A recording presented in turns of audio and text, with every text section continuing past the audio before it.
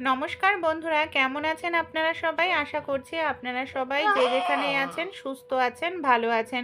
চলুন আজকের উপকারী টিপসগুলি আমরা দেখে নিই, আশা করছি কাজে লাগবে। উচ্ছে আমরা কম বেশি তো প্রত্যেকেই খাই, আর উচ্ছে খাওয়া স্বাস্থ্যের জন্য ভীষণ ভালো। কিন্তু অনেক সময় দেখা যায় এইভাবে গোল গোল করে কেটে আমরা উচ্ছে ভাজি বা ডালে খেয়ে থাকি, কিন্তু এই উচ্ছের বীজগুলো অনেক সময় না আমাদের হজম হয় না, দেখা যায় পেট ব্যথা করে। তাই কাটার পরে একটি একটি করে উচ্ছের বীজ বাছতে গেলে আমাদের অনেকটা সময় লেগে যায়। তো একটি একটি করে বীজ বাছার প্রয়োজন পড়বে না, আপনারা একসঙ্গেই সবগুলো বীজ কয়েক সেকেন্ডের মধ্যে বেছে ফেলতে পারবেন। একটি পাত্রের মধ্যে নিয়ে ঢাকনা দিয়ে ঢাকা দিয়ে এইভাবে পাত্রটাকে কিছু সময়ের জন্য একটু ঝাঁকাতে থাকুন। কিছু সময়ের জন্য একটু ঝাঁকালেই দেখবেন খুব সহজেই যে শক্ত বীজগুলো সেটা আপনাদের আলাদা হয়ে যাবে। আর এইভাবে যদি আলাদা করে তারপরে খান, পেটের হজমে গন্ডগোল হবে না, পেট ব্যথাও করবে না। আর অনেকের কিডনির যাদের সমস্যা দেখবেন উচ্ছের বীজ খাওয়া তাদের জন্য ক্ষতিকর, তারা খুব সহজেই এইভাবে উচ্ছের বীজ আলাদা করে নিতে পারবেন উচ্ছের থেকে। সময় কিন্তু আপনাদের বেঁচে যাবে। এই দেখুন কত সহজেই এখানে আমি উচ্ছের বীজটাকে একটি একটি করে নয়, একসঙ্গে সবগুলো বীজই আলাদা করে নিলাম। ভালো লাগলে আইডিয়াটি ট্রাই করে দেখবেন। আমরা মহিলারা এই ধরনের সায়া ব্যবহার করেই থাকি। সায়া, প্যান্ট, যে ধরনের জামা কাপড়ে দড়ি থাকে ভেতরে, কিন্তু অনেক সময় কি হয়, একদিকে দড়ি ধরে আমরা যখন টান দিই আর একদিকে দড়ি দেখা যায় ভেতরের দিকে ঢুকে যায়। আর এইভাবে দড়ি যদি ভেতরের দিকে ঢুকে যায়, আবার আমাদের দড়িটা খুলে নতুন করে দড়ি পরাতে লাগে। তাই আপনারা ছোট্ট একটি টিপস অ্যাপ্লাই করতে পারেন, নতুন করে আপনাদের আর দড়ি পরানোর প্রয়োজন পড়বে না। এখানে দেখুন কি করছি, আমি একটি নিয়ে নিয়েছি কাঁচি। এই ধরনের ছোট কাঁচি প্রত্যেকের বাড়িতেই কম বেশি থাকে। আগে মাপ করে নেবেন যে দড়িটা কতটা ভেতরে ঢুকেছে, দেখে নেবেন। তারপর কাঁচিটাকে আপনারা এইভাবে যে দড়ি ঢোকানোর জায়গাটা আছে সেই জায়গাটায় ধীরে ধীরে ঢোকাতে হবে। ধীরে ধীরে ঢোকানোর পর ভেতরের দড়িটাকে কাঁচির আংটার সঙ্গে এইভাবে বাঁধিয়ে আপনারা ধীরে ধীরে কাঁচিটাকে বাইরে বের করে আনুন। এই দেখুন আমি ধীরে ধীরে কাঁচিটাকে এইভাবে বাইরে বের করে আনছি। কত সহজেই দড়িটা না পরিয়েই কিন্তু আমরা দড়িটাকে বের করে ফেলতে পারলাম। আরও একটি কাজ করবেন যাতে দড়ি আপনাদের কখনোই ভেতরে ঢুকবে না, দড়ির মাথায় আপনারা এইভাবে একটি গিঁট দিয়ে রাখুন। তাহলে দেখবেন আর দড়ি আপনাদের কখনোই কিন্তু ভেতরে ঢুকে যাবে না। আমাদের বাড়িতে যে এই ধরনের জামা কাপড়গুলো থাকে, সোয়েটার, চাদর, এমনকি অনেক সময় দেখা যায় শীতকালীন যে আমরা সোয়েটারগুলো ব্যবহার করি, গেঞ্জি ব্যবহার করি, এই ধরনের বুটি বুটি উঠতে থাকে। সমস্যাটা কি হয়, দেখে অনেক দিনের পুরনো মনে হয় খুব অল্প দিনের মধ্যেই। তা আমরা এই ধরনের জামা কাপড়গুলো, এই যে বুটি বুটি মতো গুটি উঠতে থাকে, এটাকে কিভাবে আমরা পরিষ্কার করে নিতে পারি যাতে জামাটাও আমাদের অনেক দিনের পুরনো মনে না হয়। এর জন্য একটি ছোট্ট টিপস আমাদের অ্যাপ্লাই করতে হবে যাতে খুব সহজেই আমরা এই জামা কাপড়ের গুটিটাকে তুলে ফেলতে পারি। এইখানে আমি নিয়ে নিয়েছি একটি রেজার। আমাদের বাড়িতে যে এই ধরনের রেজারটা থাকে না, দাড়ি কাটার যে রেজার, সেই রেজারই আপনারা ব্যবহার করবেন। ধীরে ধীরে, জোরে কিন্তু নয়, ধীরে ধীরে এইভাবে উল্টো দিক করে, যেদিকে গুটি রয়েছে দিক করে দেখুন এইভাবে দাড়ি কাটার মতো আমি কেটে নিচ্ছি। কত সহজেই দেখুন এই গুটিগুলো উঠে পরিষ্কার হয়ে যাচ্ছে। এইভাবে কিন্তু আপনাদের বাড়িতে যে সোয়েটার, চাদর, গেঞ্জি আছে যার মধ্যে খুব গুটি উঠে গেছে, দেখতে ভীষণ বাজে লাগে, সেগুলোকে আপনারা পরিষ্কার করে নিতে পারবেন, যেগুলো অনেক দিনের পুরনো মনে হয়। আর এইভাবে আমরা যদি পরিষ্কার করি, এই দেখুন আমি নিচের দিকটা পরিষ্কার করেছি, ওপরের দিকটা এইভাবে টেনে টেনে আমি নিয়ে যাচ্ছি। তারপর আমি আপনাদের খুলে দেখাবো যে গুটিগুলো আমরা পরিষ্কার করলাম সেটা কত সুন্দর পরিষ্কার হলো। নিচের দিকটা আপনারা দেখেই আশা করছি বুঝতে পারছেন। এইভাবে পরিষ্কার করলে খুব দ্রুত তাড়াতাড়ি যে কোনো সোয়েটার, চাদর পরিষ্কার করা যায়। দেখুন রেজারটা আমি খুলে নিচ্ছি, রেজারের ভেতরে দেখুন জমা হয়েছে, দেখতে পাচ্ছেন কত গুটি। সামান্য অল্প জায়গাতেই দেখুন এতগুলো উঠে গেছে, তাহলে সোয়েটারটা কতটা বাজে লাগতো দেখতে। এইভাবে আপনারা পরিষ্কার করলে আপনাদের সোয়েটার একেবারে নতুনের মতো থাকবে। ভালো লাগলে ট্রাই করবেন। ধনেপাতা আমরা কম বেশি প্রত্যেকেই তরকারিতে নানা রকম রেসিপিতে ব্যবহার করে থাকি, কিন্তু অনেক সময় কি হয়, এই যে ধনেপাতাটা আমরা এটাকে রেখে দিই না ফ্রিজের মধ্যে, তারপরেও পাতা হলুদ হয়ে যায়, পচে যায়। তাই কোনো রকম ফ্রিজ ছাড়াই আপনারা ধনেপাতা কিভাবে টাটকা ফ্রেশ রাখতে পারবেন, নষ্ট হবে না ধনেপাতা।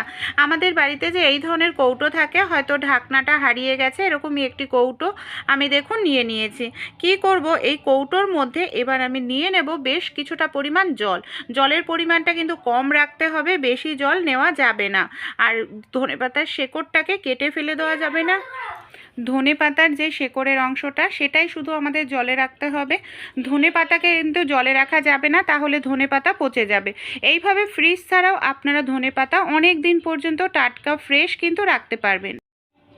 আমাদের বাড়িতে এই ধরনের অনেক কৌটো কিন্তু আমরা ব্যবহার করেই থাকি। অনেক সময় দেখা যায় ঢাকনাটা হয়তো নষ্ট হয়ে গেছে, কৌটোটাকেই ফেলে দিই। তো এই ধরনের কৌটো ভুল করেও ফেলবেন না। আমরা কি কাজে কৌটোটাকে ব্যবহার করতে পারি চলুন দেখে নিই।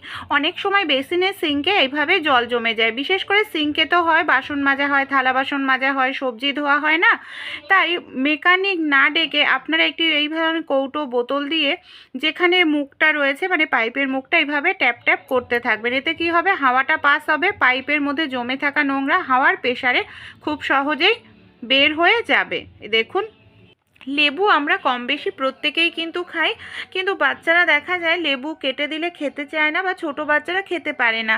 তাদেরকে আমরা কি দিয়ে থাকি, জুস দিয়ে থাকি। আমাদের অনেকের বাড়িতেই জুসার থাকে না, তাই কোনো রকম যদি জুসার নাও থাকে, খুব সহজেই আমরা লেবুর রস করে নিতে পারি। এখানে দেখুন আমি একটি নর্মালি প্লাস্টিকের চা ছাঁকনি নিয়েছি, গ্লাসের ওপর চা ছাঁকনিটাকে রেখেছি। তারপর চা ছাঁকনিটাকে রেখে লেবুটাকে এইভাবে আমাদের অর্ধেক করে নিয়ে এইভাবে ছাঁকনির ওপরে রেখে আমরা যদি একটুখানি গোল ঘোরাতে থাকি, তাহলেই কিন্তু কোনো রকম জুসার মিক্সার ছাড়াই আমরা লেবুর রসটাকে বের করে নিতে পারবো। এই দেখুন কত সহজেই এখানে আমি লেবুর রসটাকে বের করে নিচ্ছি। তাই যাদের বাড়িতে ছোট বাচ্চা আছে, মিক্সার বা জুসার নেই, তারা এইভাবে খুব সহজেই কিন্তু লেবুর রস বের করে নিতে পারবেন, আর বাচ্চাদেরকেও খাওয়াতে পারবেন। ভালো লাগলে টিপসটি অবশ্যই আপনারাও ট্রাই করে দেখবেন। বাজার থেকে অনেক সময় আমরা অনেকটা পরিমাণ কুমড়ো কিনে নিয়ে আসি। দেখা যায় কুমড়োটা যে কিনে আনি, কিছুটা হয়তো রান্না করে খাই, বাকিটা আমরা ফ্রিজের মধ্যে রেখে দিই। ফ্রিজের মধ্যে রেখে দিলে যে কাঁটা জায়গাগুলো না, সেই জায়গাগুলো দেখা যায় কালো হয়ে যায়, শুকিয়ে যায়। যখন আমরা আবার দ্বিতীয়বার এটাকে রান্না করতে যাই, বেশ কিছুটা অংশ আমাদের কিন্তু কেটে বাদ দিয়ে দিতে লাগে। তাই এই ছোট্ট টিপসটি অ্যাপ্লাই করবেন, কাটা অংশ আর কখনোই কালোও হবে না, শুকাবেও না। অনেক দিন পর্যন্ত ফ্রিজের মধ্যে রেখে আপনার খেতে পারবেন, কাটার সময় ফেলে দিতে লাগবে না কেটে। এখানে আমি নিয়ে নিয়েছি সামান্য পরিমাণ সরিষার তেল। কাটা জায়গায় আমরা যদি এইভাবে একটু সরিষার তেল লাগিয়ে নিই, সরিষার তেলের একটি লেয়ার কুমড়োর ওপরে কিন্তু চলে আসবে, যার কারণে কুমড়োর কাটা অংশটা শুকাবে না, এমনকি অনেক দিন পর্যন্ত কুমড়োর কাটা অংশটাও ভালো থাকবে, কুমড়োটাও কিন্তু ভালো থাকবে। এই ধরনের নেল পালিশ আমরা মহিলারা কম বেশি প্রত্যেকেই কিন্তু নখে লাগিয়ে থাকি, কিন্তু নেল পালিশ যখন শেষ হয়ে যায়, তখন আমরা কি করি, নেল পালিশের যে শিশিটা আছে সেটাকে ডাস্টবিনে ফেলে দিই, কোনো কাজেই লাগাই না। নেল পালিশ শেষ হয়ে যাওয়ার পর নেল পালিশের শিশিটা না ভুলেও ফেলবেন না।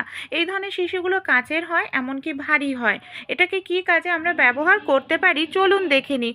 মশা মারার এই ধরনের যে ধূপকাঠিগুলো হয়, এর সঙ্গে কিন্তু কোনো রকম স্ট্যান্ড আমাদের দেয় না, আর আমরা ধূপকাঠিগুলো এখানে সেখানে জ্বালাই, আগুন ধরে যাওয়ারও একটা ভয় থাকে, আর দেখা যায় কিছুটা জ্বলে হয়তো নিভে যায়, তাই সমস্যার মধ্যে পড়তে হয় আমাদের।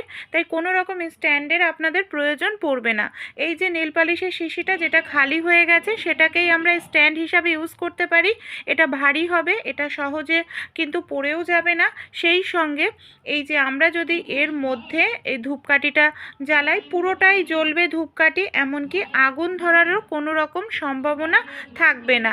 দেখুন কত সুন্দর জ্বলছে, পুরোটাই কিন্তু জ্বলবে। ভালো লাগলে টিপস ট্রাই করবেন।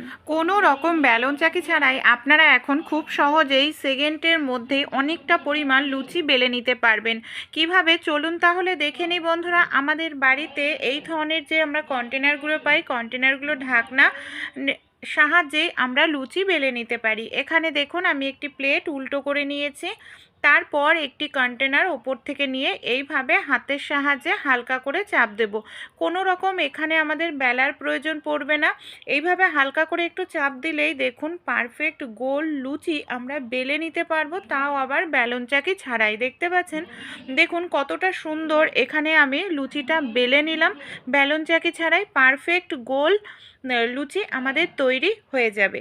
আরও একটি আমি আপনাদের বেলন চাকি ছাড়াই বেলে দেখাচ্ছি, কিচ্ছু না, এইভাবে হাত দিয়ে হালকা একটু চাপ দিয়ে নেবেন। তারপর কন্টেনারের ঢাকনাটা দিয়ে এইভাবে আপনারা চাপ দিলেই হাতের সাহায্যেই দেখবেন সেকেন্ডের মধ্যে আপনাদের লুচি বেলা হয়ে যাবে।